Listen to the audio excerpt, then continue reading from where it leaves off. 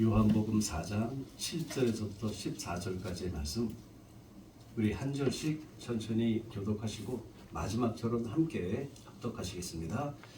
사마리아 여자 하나가 물을 길러 왔음에 예수께서 물을 좀 달라 하시니 이는 제자들이 먹을 것을 사러 동네에 들어갔습니다. 사마리아 여자가 가로되 당신은 유대인으로서 어찌하여 사마리아 여자 나에게 물을 달라 하니까 하니 이는 유대인이 사마리안과 상종치 아니함이로라. 예수께서 대답하여 가라사대 내가 만일 하나님의 선물과 또 내게 물 좀 달라 하느냐 누구인지를 알았다면 내가 그에게 구하였을 것이요 그가 생수를 내게 주었으리라. 여자가 가로되 주여 물 기를 그릇도 없고 이 물은 깊은데 어디서 이 생수를 얻겠삼나이까. 우리 조상의 야곱이 이 우물을 우리에게 주었고 또 여기서 자기와 자기 아들들과 짐승이 까먹었으니 당신이 야곱보다 더 크니까. 예수께서 대답하여 가라사대 이 물을 먹는 자마다 다시 목마르려니와 내가 주는 물을 먹는 자는 영원히 목마르지 아니하니 나의 주는 물은 그 속에서 영생하도록 솟아나는 샘물이 되리라. 이 자리에 앉아주시고요. 하나님, 오늘도 우리 주님께서 주시는 말씀을 함께 나눕니다. 하나님, 성령님께서 함께 해주사 전하는 자나 그 말씀을 받아들인 자나 모두가 다 한 성령 안에서 한 은혜를 받게 하옵시고 또 무엇보다도 오늘 말씀의 핵심인 예수님을 향한 우리들의 믿음이 더욱더 굳건해지고 거기서 끝나는 것이 아니라 우리가 이 세상에 나와서 우리가 받은 우리가 모시고 사는 우리가 믿는 예수님을 우리 주변에 나누는 이런 열매가 맺혀지도록 하나님 축복해 주옵소서. 예수 그리스도 이름으로 감사하며 간절히 기도하였습니다. 아멘. 아멘.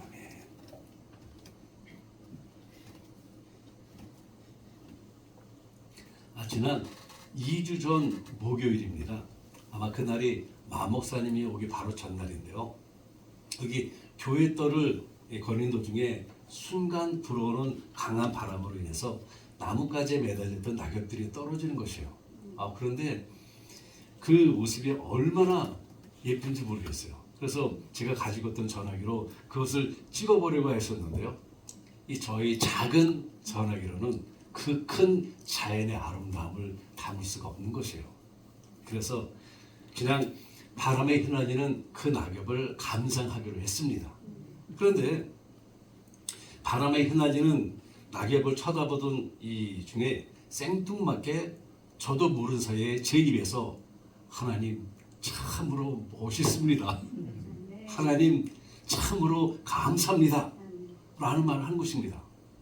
그리고는 그와 동시에 저의 영혼의 갈증이 해소되는 아주 시원함을 느꼈어요. 떨어지는 낙엽을 바라보면서 이제 자기 삶을 끝내고 떨어지는데 그것을 바라보면서 제 영혼에 아주 시원함을 느끼게 됐어요. 그 옛날 하나님께서 르비딤에 있는 그 반석에서 물을 내서 갈증에 시달리던 이스라엘 백성들의 그 갈증난 목을 죽여주셨듯이 바람에 휘날리는 그 낙엽을 통해서 저의 갈증난 영혼도 아주 시원하게 채워주신 것입니다. 그리고 바로 그 순간에 오늘 본문 말씀이 불현듯 생각이 난 것이에요. 내가 주는 물을 먹는 자는 영원히 목마르지 아니하리니 나의 주는 물은 그 속에서 영생하도록 솟아나는 샘물이 되리라 라는 말씀이 떠오르면서 이것이 하나님께서 주신 말씀인가 하고 이 말씀을 갖고 이 말씀을 준비하게 되었는데요. 요한복음에는 예수님께서 하나님의 아들로서 지니신 신성을 강조하기 위해서 예수님을 믿음으로 영생을 얻게 하기 위해 기록된 7가지의 표적들이 있습니다. 이것을 7가지의 기적이라 말하기도 하고 또한 제7 간화라 이렇게 말하기도 하는데요. 그 표적들은 다음과 같아요. 2장에 나오는 가나 혼인잔치에서 물을 변화시켜 포도주가 되게 하신 것. 그 두 번째는 4장에 있는 말씀으로 원거리에 있는 왕의 신하의 아들 병을 고쳐주신 것.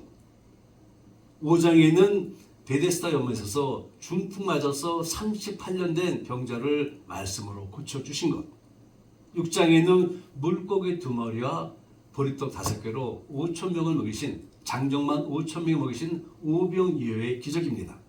6장에는 물 위를 걸어오신 것이고요. 9장에는 날 때부터 소경된 자를 고쳐주신 것입니다. 그리고 7번째는 11장에 있는 죽은 지 사흘 된 나사로를 살리신 것입니다. 나사로야 나와라. 이 말씀 한마디로 그를 살리셨어요. 요한복음에 수록된 이 7대 표적들은요, 단순한 기적적인 사건의 나열이 아니라 예수님이 누구신지에 대한 신학적인 의미를 담고 있습니다. 그러며 성경을 읽는 자들로 하여금 예수님을 믿고 영생을 얻게 하는데 그 목적을 두고 있어요. 오늘 우리가 봉독한 본문과 다음 주에 우리가 나눌 말씀은 사마리아에 있는 야곱의 우물에서 물을 깃던 여인과 예수님께서 나누신 말씀인데요. 여기에도 아주 중요한 신학적인 주제를 담고 있습니다. 다음 주에는 예배에 대해서 말씀을 나누겠고, 오늘은 생수에 관한 말씀을 나누기를 원합니다. 예수님의 가르침을 면밀하게 살펴보게 되면요, 그분께서는 가르치실 때 일상생활에서 우리가 쉽게 접할 수 있는, 또한 보편적으로 알려져 있는, 많은 사람들이 알 수 있는 현실감 있는 소재를 사용하셔서 가르쳐 주셨어요. 그래서 듣는 사람들로 하여금 그 의미를 쉽게 떠올리도록 하셨습니다. 예수님의 가르침이 참 아주 지혜로우시죠. 그리고 거기에다 지적인 지혜를 가미시키면서 쉽게 이해하기 어려운 진리들을 아주 적절하게 표현하시면서 우리들에게 가르쳐 주셨어요. 그래서 이 신약성경에 나와 있는 예수님의 비유나 가르침을 보게 되면 아주 쉽게 이해할 수 있는 것이 바로 그런 것들이에요. 오늘 우리가 나눌 생수에 대한 신학적인 진리의 말씀도 이 중에 하나입니다. 생수의 언어적인 의미는요, 자연적인 샘에서 솟아나오는 물을 가리켜서 생수라고 합니다. 그러나 예수님께서는 많은 사람들이 알고 있는 이 샘물의 생수를 영적인 의미로 사용을 하셨어요. 그 이유는 아주 분명합니다. 샘에서 길어오는 물은 인간의 육적 갈증을 해소시켜 주지만 영적 갈증은 해소시키지 못하기 때문인 것이에요. 그래서 그 샘물을 말씀하시면서 그 샘물보다 더 영적인 갈증을 해소시키는 주님이 주시는 샘물을 말씀해 주신 것입니다. 두 가지를 비교하면서, 즉 인간의 심령 상태는 영혼의 양식인 생수를 먹지 못하면요 항상 타는 갈증에 있게 됩니다. 내가 주는 물을 먹는 자는 영원히 목마르지 아니하리니 라는 본문의 말씀을 볼 때 생수라는 이 말씀은요 근본적으로 하나님의 선물과 동일한 차원에서 언급을 하고 있어요. 하나님의 선물이라는 것이죠. 그런데요, 하나님의 선물이 무엇입니까? 하나님의 선물은 로마서 6장 23절에서 언급하시듯이 구체적으로 예수 그리스도를 통하여는 구원이 하나님의 우리에게 주시는 선물입니다. 이렇게 말씀하고 계세요. 죄의 삭선 사망이요 하나님의 은사는 그리스도 예수 우리 주 안에 있는 영생이니라 라고 말씀하고 있습니다. 또한 이사야 12장 3절을 보게 되면요, 너희가 기쁨으로 구원의 우물에서 물을 기르리로다 라고 말씀하고 계시는데요, 이 말씀은 본문의 생수와도 아주 깊은 연관을 맺고 있는 것이죠. 즉 생수는 구원을 가져다 주는 물이며 그 근원은 바로 하나님이시라는 것입니다. 우리에게 주시는 영생의 구원은 선물이시며 이 선물은 하나님께 우리에게 주신 것이고, 이 구원은 오늘 예수님께서 말씀하시는 생수와 연관이 있다는 것입니다. 그래서 우리는 생수는 하나님의 무조건적인 은혜로 말미암아 모든 믿는 자의 마음까지 내주하시는 우리 구세주 예수 그리스도를 가리키는 그 말임을 분명하게 이렇게 몇 가지 성경을 통하여 알 수가 있어요. 그래서 예수님께서도 요한복음 7장 38절에서 이런 말씀을 주고 계세요. 나를 믿는 자는 성경에 이른것 같이 그 배에서 생수의 강이 넘쳐 흐르리라 라는 말씀을 주고 계신 것입니다. 네, 그래요. 예수님께서 사마리아 여인에게 말씀하신 생수는 예수님을 통하여 얻게 되는 이 구원을 말씀하고 있습니다. 그렇다면 구원으로 비유되는 이 생수의 특징과 교훈이 무엇일까요? 오늘은 그 말씀에 대한 것을 나누기 원하는데요. 먼저 생수의 특징 중에서 세상 사람들은 결코 알 수가 없다라는 것입니다. 세상 사람들은 알 수가 없어요. 전도서의 이 기자의 고백처럼 하나님은 우리 인생에게요 영혼을 사모하는 마음을 주셨어요. 나중에 시간 되시면 전도서 3장 11절 한번 읽어보시기 바랍니다. 우리에게 영혼을 사모하는 마음을 심어주셨다는 것입니다. 또한 하나님께서 우리 인생을 처음 창조하실 때 영원한 삶을 계획을 하셨어요. 아담과 하와에게 주셨을 때는 영원한 삶입니다. 그러나 그것이 죄로 인하여 타락하게 됐지만요, 하나님께서 처음 인간을 창조하셨을 때는요, 우리들에게 영혼을 주신 것입니다. 따라서 사람이 영영 죽지 않기를 바라는 것은 너무도 자연스러운 욕망이에요. 이 욕망은 동서양을 비롯하여 모든 사람들이 갖는 동일한 욕망입니다. 간단한 예를 들어서요, 우리가 익히 알고 있듯이 중국의 진시황이 있지 않습니까? 이 사람은 늙지도 않고 죽지도 않는 불로불사의 꿈을 꾸며 영원히 죽지 않는 그 약을 구하려고요, 천지난만한 이 동남 동료 500명을 영주라 불리는 삼시산으로 보내어서 그것을 얻게 했다고 합니다. 그러나 어떻게 됐어요? 이루지 못했죠. 중국의 한 나라의 무제도 역시 늙지도 않고 죽지도 않는 불로불사를 꿈꾸며 하늘에서 내려온다라고 말하는 불사의 영역이라는 감로를 받아먹고 신선이 되고자 승로반을 만들어서 이 감로라는 단 이슬을 구해오도록 하였습니다. 그러나 역시 성공으로 끝나지 못하고 실패로 마무리되었어요.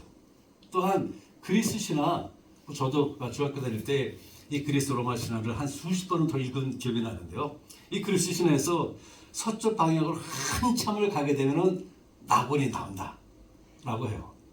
이뿐만 아니라 인도에서부터 오랫동안 내려오는 이 고전을 보게 되면은 깊은 바닷속으로 들어가게 되면은 용궁이 있다라고 말합니다. 그러면서 그 용궁을 찾고자 많은 사람들이 열심히 노력을 했는데요, 이 모든 것은 죽지 않고 영원히 살고 싶은 그 욕망에서 나온 스토리라는 것이죠.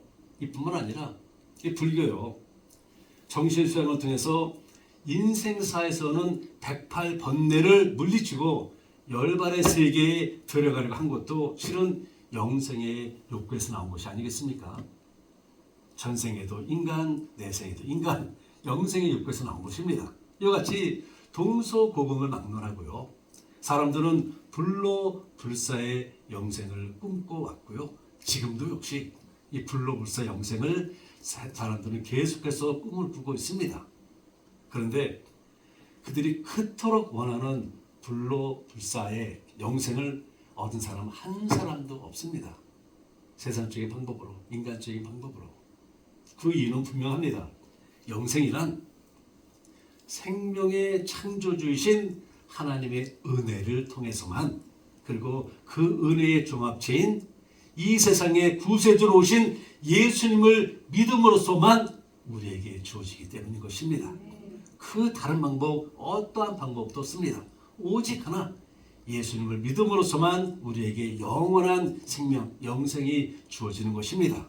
아무리 영생에 대한 갈증으로 이러한 저러한 것을 생각하며 이런 일 저런 일을 한다 할지라도 예수님이 없으면은, 예수님을 믿고 영접하지 않는다면은 영생은 없는 것입니다. 오늘 본문 14절에서 예수님께서 뭘 하시죠? 내가 주는 물을 먹는 자는 영원히 목마르지 아니하리니 나의 주는 물은 그 속에서 영생하도록 솟아나는 샘물이 되리라 라고 말씀하십니다. 이토록 영생을 얻기 원한다면 예수 그리스도를 구주로 믿고 모셔야 한다는 것입니다. 예수님께서 말씀하시는 영원하도록 솟아나는 샘물은요, 영속성과 내면적 자생성을 갖고 있는 생수입니다.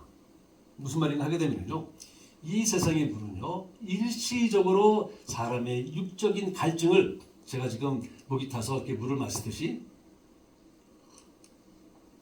아까도 한 번 마셨지만 또 목이 타서 지금 또 마시지 않습니까? 이렇듯 육적의 갈증을 순간적으로는 덜어줄 뿐이지만은 예수님께서 주시는 생수는 사람의 영적 갈증을 완전히 그리고 영원히 해결해 주신다는 것입니다. 이 물이요, 시원해요. 그러나 한순간입니다. 그러나 예수님이 주시는 그 떨어지는 낙엽을 통해 주시는 생수는요, 영원합니다. 영원한 생수예요. 양식이 없이 주림이 아니며 물이 없어 가람이 아니요 여호와의 말씀을 듣지 못한 기갈이다 라는 아모스 8장 11절 후반의 말씀처럼 우리 인간이 느끼는 갈증 가운데 가장 시급하고 심각한 갈증이 바로 영의 갈증이라는 것입니다. 영의 갈증. 그러나 영의 갈증은 주님이 주시는 그 생수를 마실 때 완전히 영원히 해소가 됩니다. 그래서 주님께서 이렇게 외치지 않습니까? 너희 목마른 자들아 물로 나오라. 돈 없는 자도 오라. 내가 주는 물을 먹는 자는 영원히 목마르지 아니하리라. 아멘. 예수님께서 마르지 않는 당신의 생명수를 받아 마시라고 온 천하에 초청장을 내미신 것이죠. 이러한 주님의 외침이 영생의 영수를 알지 못하고 또 영생을 거부하며 한순간에 향락만을 누리는 이 세상에 생수의 맛을 본 여러분과 저를 통하여 증거되기를 원합니다. 생수의 두 번째 특징과 교훈은요, 이것은 거저 그리고 편견 없이 주시는 거라는 것입니다. 거저 편견 없이 주시는 것이다. 이 세상의 물과 달리 예수님께서 주시는 기쁨의 근원이며 영생의 보증을 이루는 이 생수는요, 이를 취하는 자의 마음속에 들어가 차고 넘치는 기쁨을 누리게 합니다. 그러며 범사에 감사하며 기뻐하는 생활로 하나님 앞에 영광을 돌리게 하죠. 그리고 궁극적으로는 확실한 구원에 이르게 합니다.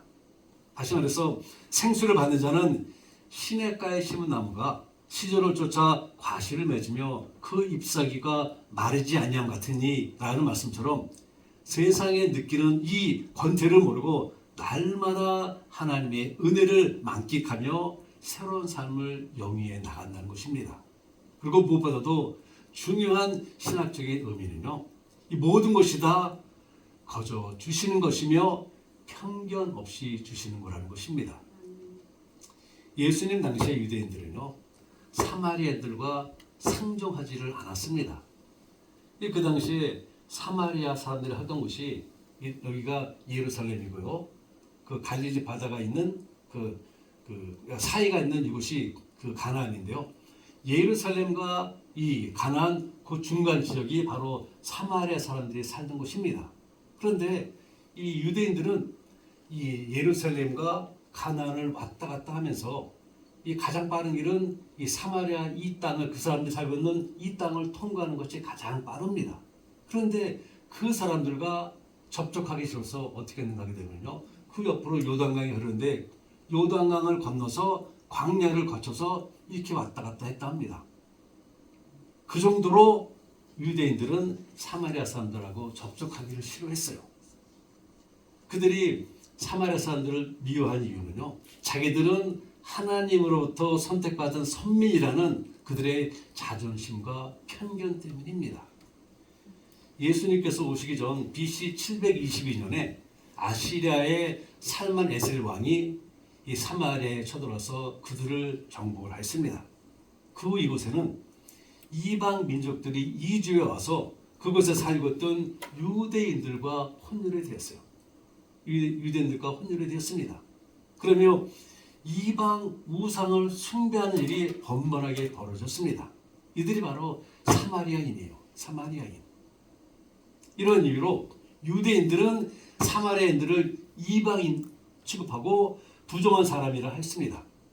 그리고 유대인들은 이러한 사마리아인들과 접촉하는 것이 자신을 더럽힌다라고 생각을 하였어요. 그렇기 때문에 베들레헴에서 가나로 내려갈 때 그 짧은 길을 두고도 먼 길을, 그 광야길을 걸어서 왔다 갔다 한 것입니다. 그런데 예수님은요, 유대인이셨지만은 이러한 편견을 갖고 있지 않으셨다는 것입니다. 예수님은 이 사람을 편애하지 않으시고 유대인들을 사랑하는 것과 똑같이 사마리아 사람들도 사랑하셨어요. 지금도 주님은 사람과 민족에 대한 편견 없습니다. 모든 사람을 다 똑같이 동일하게 사랑해 주십니다. 그 사람이 대통령이든 그 사람이 정말 범죄자든 주님 안에 있는 사랑은 모든 사람에게 동일하게 가죠. 그리고 모든 사람에게 영생을 줄 수 있는 그 생수를 다 나눠 주시기를 원합니다. 우리는 구약 성경에 나오는 기생 라합 이야기와 룻의 이야기를 잘 알고 있습니다. 기생 라합 이방 여자예요. 룻 모압 여인입니다. 또한 유다의, 우리가 지난주인가 지난주인가 새벽 예배 때 같이 나눴듯이, 아니면 앞으로 나눌 건가 제가 지금 좀 헷갈리는데요. 유다의 며느리 또한 이방 여인입니다. 그런데 이 이방 여인들이 예수님의 족보에 올라가 있는 거 여러분 알고 계세요? 예수님의 족보는 100% 유대인의 족보가 아니에요. 예수님의 족보에는 이방인의 피가 섞여 있습니다. 이것은 하나님의 오묘하신 섭리예요. 예수님을 통한 구원의 복음이 꼭 한 민족, 한 나라 백성들에게만 속한 것이 아니라 온 백성들에게 속았다는 것을 이런 식으로도 우리들에게 알려주고 계십니다. 이러한 하나님의 구원 완성을 위해서 이 세상에 오신 예수님은 어느 한 민족이나 일단의 사람들만 위해 오신 것이 아니라는 것입니다. 예수님의 십자가는요, 모든 사람들을 위한 것이고 예수님의 부활도 역시 온 백성을, 이 지구상에 속하는 온 백성들을 위한 것입니다. 이렇듯 예수님께서 주시는 구원의 생수는 모든 사람을 위한 것입니다. 그것도 아무런 편견 없이 거저 주시는 생수예요. 아무런 편견 없이. 이 모든 것이 요약되어 있는 우리가 아주 잘 아는 복음, 하나님 말씀이 있습니다. 요한복음 3장 16절이에요. 우리 위하신 분은 함께 하길 원하는데요. 하나님이 세상을 이처럼 사랑하사 독생자를 주셨으니 이는 저를 믿는 자마다 멸망치 않고 영생을 얻게 하려 하심이라. 하나님께서 여기서도 분명하게 밝히고 계시잖아요. 예수 그리스도를 믿음으로 주는 구원은 어느 특정을 위한 것이 아니라 저를 믿는 자마다, 즉 누구든지라는 것입니다. 누구든지 예수님을 믿기만 하게 되면은, 즉 생수 되시는 예수님을 믿기만 하게 되면은 영원한 생명을 주신다는 것입니다. 할렐루야. 이 생수의 특징과 교훈 세 번째는, 이 생수는 회개하는 마음으로 받는다라는 것이요. 회개하는 마음으로. 제가 아까 찬송을 부르면서 깜짝 놀랐던 것이 바로 이 부분은, 앞에 있는 두 부분은 그래도 좀 어느 정도 좀 알 수가 있을 텐데, 찬송가 중에 벼랑간에 빌라드의 병사가 나오고 말해요. 그래서 회개하는 말씀 나오길래, 야, 정말 우리 집사님의 그 기도 발은 정말 세다. 제가 느끼게 되었는데요. 사람들은 종종 큰 착각 속에서 살아갑니다. 자신의 그 어떠한 노력에 의해서 영생할 수 있다고 믿고 그렇게 행동을 해요. 특히 행위로 구원을 이룬다고 생각하는 모슬렘이나, 제가 휴스턴에서 부목사로 사역할 때 거기서도 이 전도 폭발을 많이 가르쳤고요.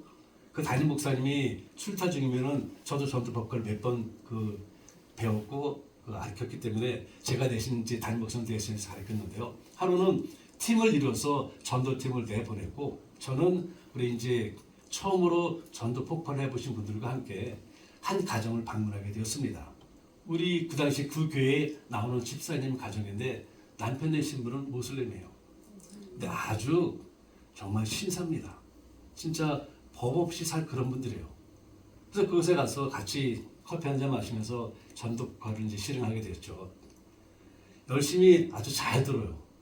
근데 결론적으로는 자기는 구원은, 자기가 믿는 구원은 이러한 믿음 플러스 행실이다 말을 합니다. 믿음 플러스 행위.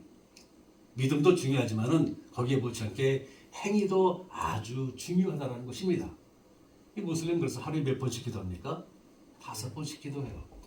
제가 그 신학교 다니면서 이 한 회사에서 파트타임으로 근무를 하게 됐는데 공교롭게도 이 파키스탄에서 온 친구랑 같이 근무를 하게 되었습니다. 바로 옆에 앉아갖고. 근데 이 친구 라마단 시간만 되게 되면요 밥을 안 먹어요. 밥을 안 먹어 금식을 합니다. 금식을 하면서 하루에 5번씩 꼭 시간을 내어서 기도를 합니다. 자기가 갖고 다니는 이 기도 방석이 있어요. 기도 방석을 깔고는 그쪽을 향해 바라보면서 기도를 합니다.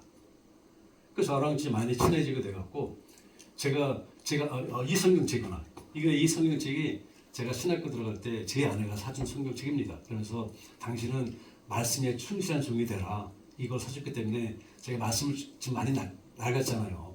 말씀을 준비할 때는 다른 성경책을 쓰지만 강다성에 올라갈 때는 꼭 제가 아내가 사준 이걸 갖고 올라와요. 제가 이걸 빌려줬어요. 여기 영어로 돼 있기에. 근데 그 친구가 열심히 읽더라고요. 근데 저한테 자기들이 쓰고 있는 코란을 갖다 주는데 제가 코란을 알아요. 겉에는 까맣고 뒤에도 까맣고 중간에 하얀데 뭔 말인지 도저히 모르겠습니다. 그래서 그냥 이게 코란인가 하고 이렇게 900만 원 돌려줬는데요. 그 친구가 하는 말 똑같아요. 우리도 예수님을 잘 안다는 거예요. 또 예수님을 믿는다는 겁니다. 구세주가 아니라 선지자로.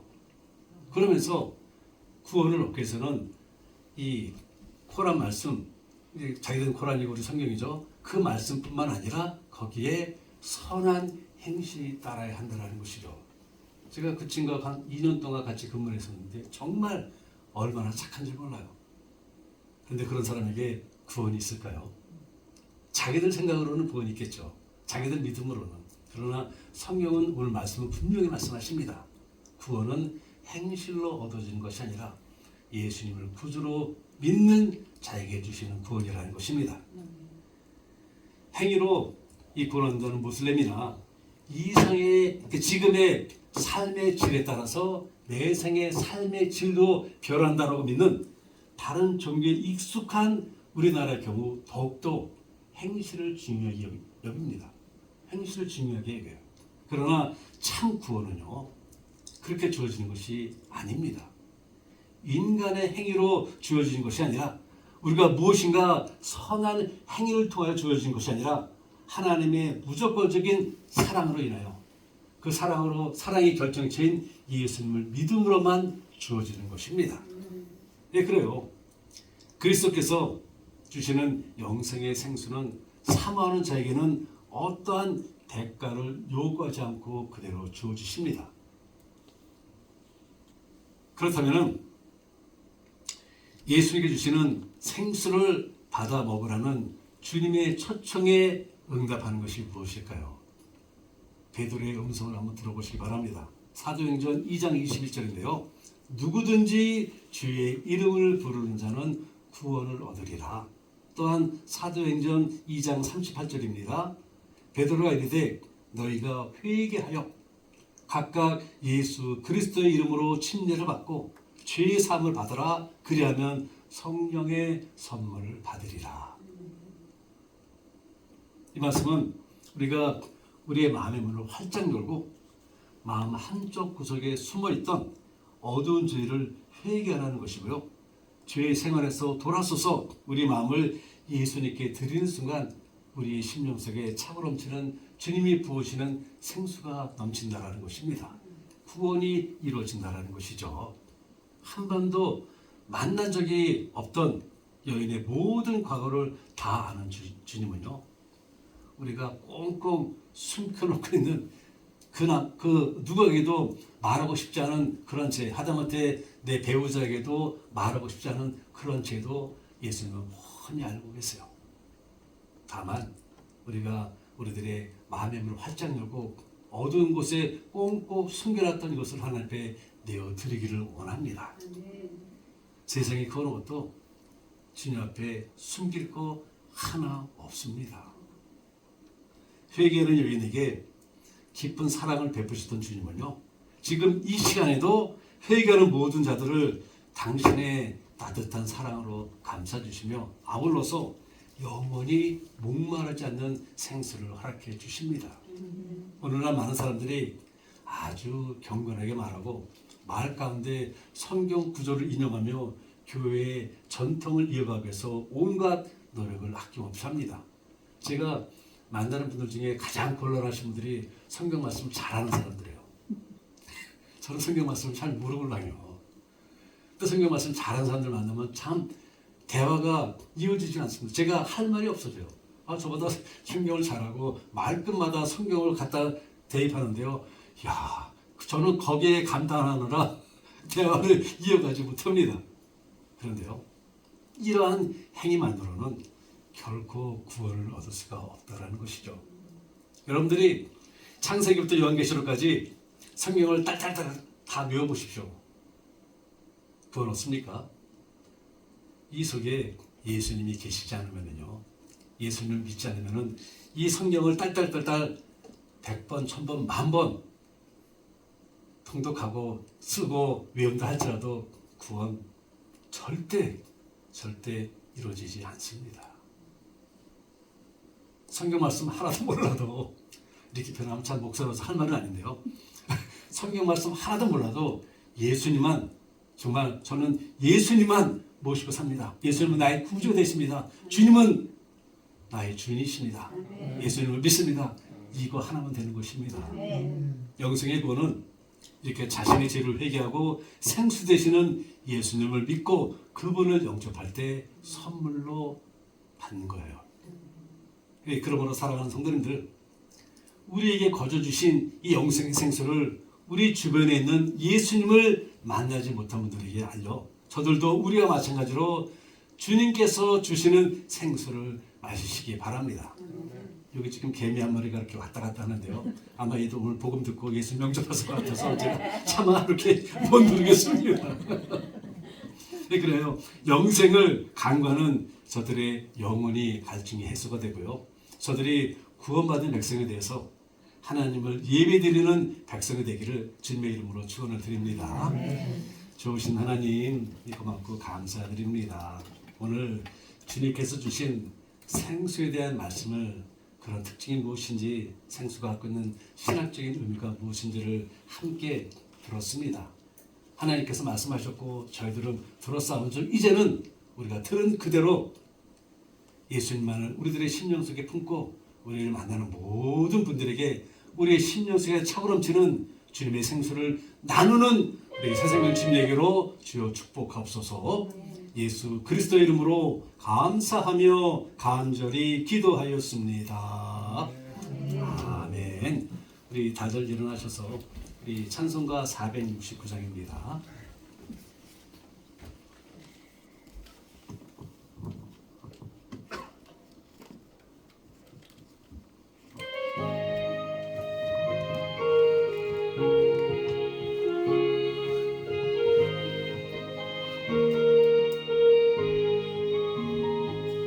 내 영혼의 그 깊은 데서 맑은 바람이 울려나네.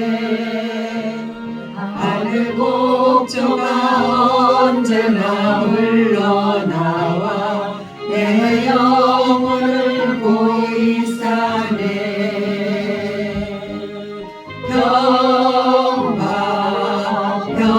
평화로다 하늘 위에서 내려오네. 그 사랑의 물결이 영원토록 내 영혼을 덮으소서. 내 맘속에 솟아난 이 평화는 깊이 묻힌 모래로다. 나의 보화를 빼내어 가져갈 자 그 누구야 안심일세. 평화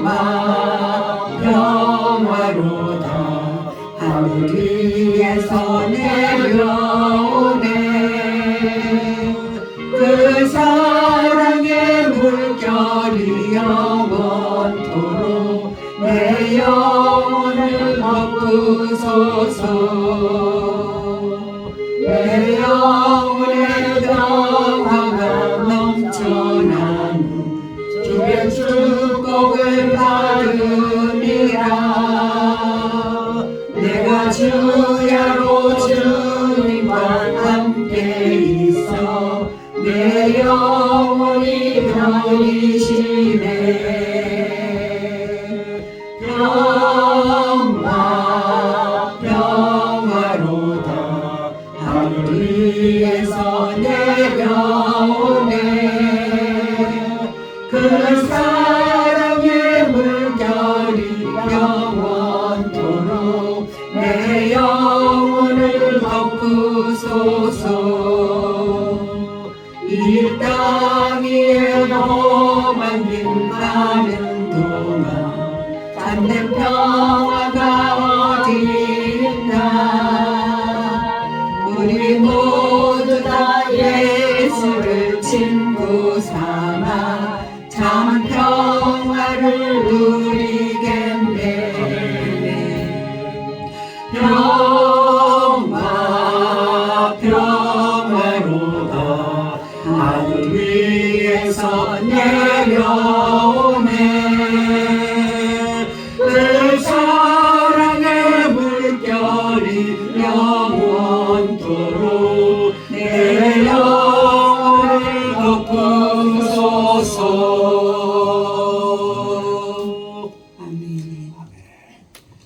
지금은 우리 주 예수 그리스도의 은혜와 하나님 아버지의 지극하신 사랑하심과 성령님의 감동 교통하심이 영생이신 생수되신 예수님을 우리의 믿음과 삶으로 온 세상에 전하여 저들로 하여금 하나님을 예배하는 자로 거듭나게 하기로 다짐하며 돌아가는 모든 성도님들의 머리와 가정과 그 섬기는 사생명 침례교회 위에 지금으로부터 영원토록 함께 하시기를 축원하옵나이다.